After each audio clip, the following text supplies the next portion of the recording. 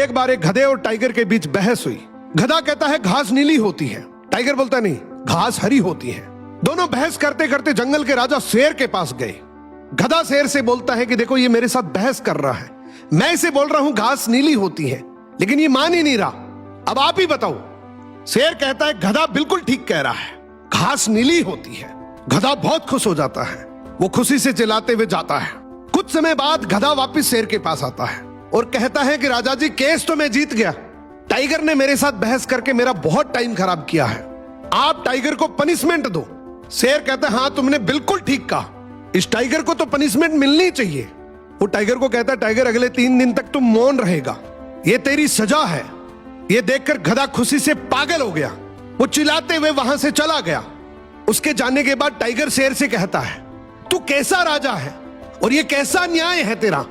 मैं जानता हूं घास हरी होती है, तू भी जानता है घास हरी होती है, ये दुनिया जानती है घास हरी होती है, फिर तूने कैसे कह दिया कि घास नीली होती है। शेर कहते देख ध्यान से सुन, तू जानता है घास हरी होती है, मैं भी जानता हूं घास हरी होती है, ये पूरी दुनिया जानती है घास हरी होती है, तो फिर तू गधे के साथ बहस क्यों कर रहा था। तुझे बस इसी बात की पनिशमेंट मिल रही है कि तू गधे से बहस कर रहा था। जो गधे से बहस करता है वो सबसे बड़ा गधा होता है।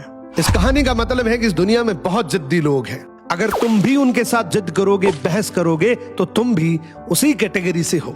मरने से पहले एक व्यक्ति ने अपने बेटे को चांदी के सिक्कों से भरा एक थैला दिया और बोला बेटा जब भी ये सिक्के खत्म होने लगे बस ये 4 शब्दों की विशेष प्रार्थना दोहरा देना, थैला फिर से भर जाएगा। पिता ने बेटे के कान में वो 4 शब्द कहे और सदा के लिए आंखें मूंद ली। वो वर्षों तक उन सिक्कों को खर्च करता रहा। जीवन की चकाचौंध और ऐशो आराम में वो इतना डूब गया कि उसे उन 4 शब्दों की याद ही नहीं रही। उसे लगा कि ये खजाना कभी खत्म नहीं होगा, परंतु धीरे धीरे थैला खाली होने लगा। अब बेटे को घबराहट हुई, उसने याद करने की बहुत कोशिश की, पर वो शब्द उसके दिमाग से फिसल चुके थे। वो पागलों की तरह लोगों से पूछने लगा। पहले पड़ोसी से पूछता है कि ऐसी कोई प्रार्थना तुम जानते हो क्या जिसमें 4 शब्द हो। पड़ोसी बोला हाँ मैं एक 4 शब्दों की प्रार्थना जानता हूँ, ईश्वर मेरी मदद करो। उसने वो शब्द कई बार दोहराए लेकिन चांदी के सिक्के नहीं बढ़े तो वो बहुत दुखी हुआ। फिर एक धर्मगुरु से मिला, उसने बताया कि ईश्वर तुम महान हो, मगर इसके दोहराने से भी थैला नहीं भरा। फिर वो एक नेता से मिला, उसने मजाक में कहा जरूर ये होगा, ईश्वर को वोट दो, परंतु कुछ नहीं बदला। वो निराश होकर अपने घर की दहलीज पर बैठ गया। तभी एक भूखा भिखारी उसके द्वार पर आया। लड़के के पास खुद के लिए भी बहुत कम बचा था, फिर भी उसने अपना बचा हुआ भोजन उस भिखारी को दे दिया।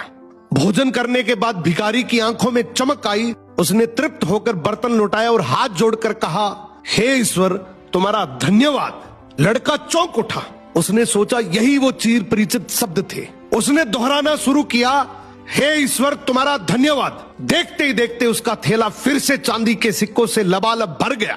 तब उसे समझ आया जब उसने किसी की मदद की तभी वो प्रार्थना उसे याद आई।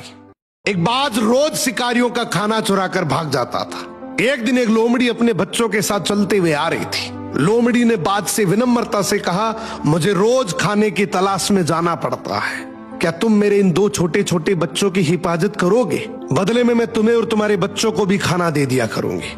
बाज बोला ठीक है लोमड़ी बहन। लोमड़ी अपने बच्चों के साथ बहुत खुश रहती थी। एक दिन जब लोमड़ी खाने की तलाश में घर से निकली, उसके बच्चे बाहर खेल रहे थे। तभी बाज आया और लोमड़ी का एक बच्चा उठाकर ले गया। जब लोमड़ी लौटी तो उसने बाज से पूछा मेरा एक बच्चा कहाँ गया? बाज बोला पता नहीं, अभी थोड़ी देर पहले तो दोनों यहीं खेल रहे थे, शायद एक कहीं गुम गया होगा। लोमड़ी बहुत रोई। अगले दिन फिर जब लोमड़ी खाने की तलाश में गई तो बाज उसका दूसरा बच्चा भी उठाकर ले गया। जब लोमड़ी वापस लौटी और दूसरा बच्चा भी नहीं मिला तो वो जोर जोर से रोने लगी और अब उसे यकीन हो गया कि उसके बच्चों को इस बाज ने खाए हैं। वो रोती हुई भगवान से बोली मैंने तो इसको रक्षक बनाया था लेकिन यही मेरे बच्चों का भक्षक बन गया। अब मैं तो इस बाज का चाहकर भी कुछ नहीं बिगाड़ सकती। इसके तो पंख है, ये तो उड़ जाएगा।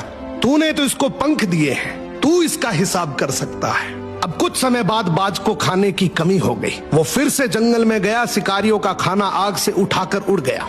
जलता हुआ खाना जब अपने घोंसले में लाया तो घोंसले में आग लग गई। आग की लपटों से बाज नीचे गिर पड़ा। तभी लोमड़ी ने दौड़कर बाज को दबोच लिया। और अपने बच्चों का बदला ले लिया। इसीलिए कहा जाता है ऊपर वाले की लाठी में आवाज नहीं होती, कर्म फल भोगना ही पड़ेगा।